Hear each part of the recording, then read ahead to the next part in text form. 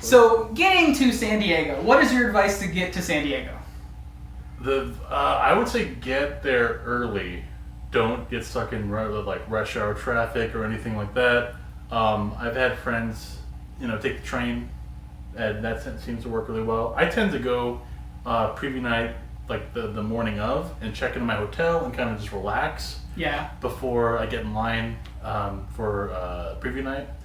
Which is nice because you can actually have like chill time at Comic-Con essentially before 4 days of like, it's fun, but it's not at all relaxing. And I would say sleep a lot beforehand. So you have a bunch of, because it's tiring. Just, it seems like just you're walking around buying stuff and like talking to people, but it's like, it gets exhausting after 5 days. After 1 day, it's exhausting. Oh yeah, even just after 1 day. But you're going on that adrenaline if you, And bring a lot of like deodorant and like body spray and stuff like that so you don't smell. Like some people don't do that.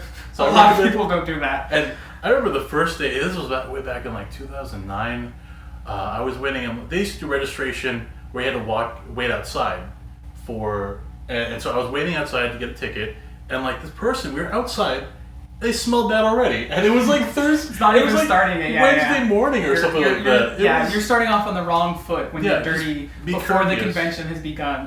Be courteous to You're dooming all those around you, and that is like honestly like there's jokes about like sort of the nerd BO type thing, but it's a problem because you have people that are camping out all night for multiple nights in a row to get in line for this or that, and no access to a shower because they just don't have time. That's like it's like what are you gonna do? I'm gonna eat or shower. Like sometimes, and that's the choice you have to make. But please, shower. Shower should be your priority. Don't worry about eating. You can not eat, and like that's okay. Just please take a shower for the love of God. So, jumping back to getting to San Diego. So I guess it kind of we're transitioning into where to stay. So for me, I've stayed with friends or family. I've never stayed at a hotel. We've always sort of planned our actual excursion to Comic-Con last minute, but we have a few friends in San Diego, and then we have family that lives in Carlsbad. Now, the cool thing about the San Diego friend, they're close enough that it's a short drive, but finding parking can be difficult. But the friend in Carlsbad, or my sister-in-law actually in Carlsbad, staying with her is cool because they're close to walking distance, actually, to a train station. So we'll hop on the train, drive down. It's maybe 4 or 5 stops, so it might take more than an hour. It's actually kind of relaxing, and it's a nice way to start your day. And then you walk, it's like another mile from the station, through the gas lamp to the convention center. But it's kind of nice in a way to be away from Comic-Con a little bit because you're, like, I'm sure it would be cool to stay in a hotel, which you've experienced right there. I haven't, but it's nice to like be away and feel like you can shower, and like we'll shower and go out to dinner with my sister-in-law and her husband. So we'll go out with them and actually enjoy ourselves, and that's our experience. So what about for hotels and staying for you? Well, never stayed at a hotel at Comic-Con. I usually do the hotel lottery. Before that, I would stay like in Coronado Island. I've one time also stayed in National City. I think it's a good idea in terms of price. If you can't get a hotel from the hotel lottery, is to stay around San Diego. Like Coronado Island's really good. National City is kind of sketchy, but you get a good like price for hotels. One of my friends lives in a quasi sketchy area, and we've stayed there no problems. So. But I would say, because I know this year a lot of people didn't get the hotel that they wanted, including myself. I actually am staying in Coronado Island this year. But previous years I usually stayed at the Marriott across from, I call it the Magneto Bridge, like crazy bridge that's twisted. Yeah, it looks like Magneto Bridge. It's the walkway in San Diego. It's the walkway basically from like where Petco Park is across to the convention center. Yeah. It's kind of like, and it's kind of by Hall H. Yeah, it's like on that far end of the convention center there. Yeah. So I would say, if you... Oh, and also what's good is hostels.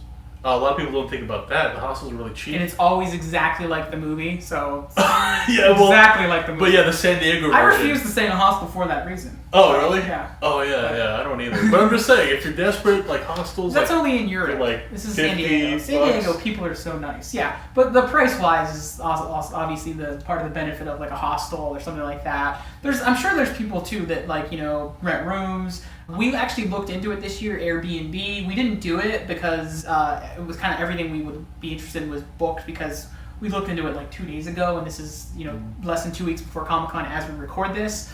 So those are options that you could look into that, if you don't have friends or family to stay with, like I'm fortunate enough to have, you can look into those other options, Airbnb. Basically everything is like kind of like what we talked about. It's planning out ahead of time as much as you can. And also the trolley is great. Yes. Like there's a trolley that goes right to the convention center. Yeah, just like the train. Like even the train we took the train from Carlsbad down through a few stops, and it takes you to downtown, and then you can take the trolley from there if you wanted. We have just walked in the past, but it's always an easy option. It gets kind of crowded if you go on the trolley, but it's a good option if you need to move around and you have a hotel that's pretty far away and you don't want to drive. Yeah. So. Or even if your parking's far away, which is another concern. So let's talk about parking. Because that's something that I feel like I have a lot of experience. So basically, the way we do it a lot is, we're staying a driving distance away at minimum. So we have to take a train, we have to take a car. We usually drive the car if it's a big collectible day, right? So we can have it loaded up and go back. So you drive around until you find good parking. Like there's this homeless shelter near the convention center that's about a half a mile away, maybe a mile.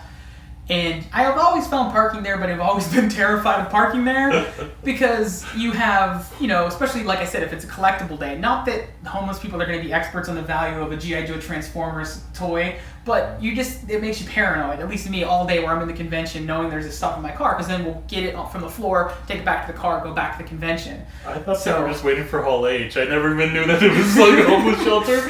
Like, they had sleeping bags and everything. I thought they were just waiting for the Game of Thrones panel or something. They might be, but they've given up their like their wildlings. They're like or something. They've come from the other side of the wall, but we must all unite to face this problem. But and then just essentially, my sort of excursions have been like then driving around trying to find parking somewhere downtown as close as possible. Sometimes you can find free parking or paid parking. It's hit or miss. You just kind of look for it. So what are your advice? I'm bad at that one. Oh, okay. Well, Ace Parking does a lottery for the parking for underneath the convention center, and then also by the Hilton and some other spots. Usually it's kind of a mess and it's stressful. So what I do, and I'm going to give you this advice, but I hope not too many of you use it because I like this, is there's a parking garage called Parking on Market. It's on Market Street and 6th Street. I was able to get on there like Wednesday morning, and they still had spots.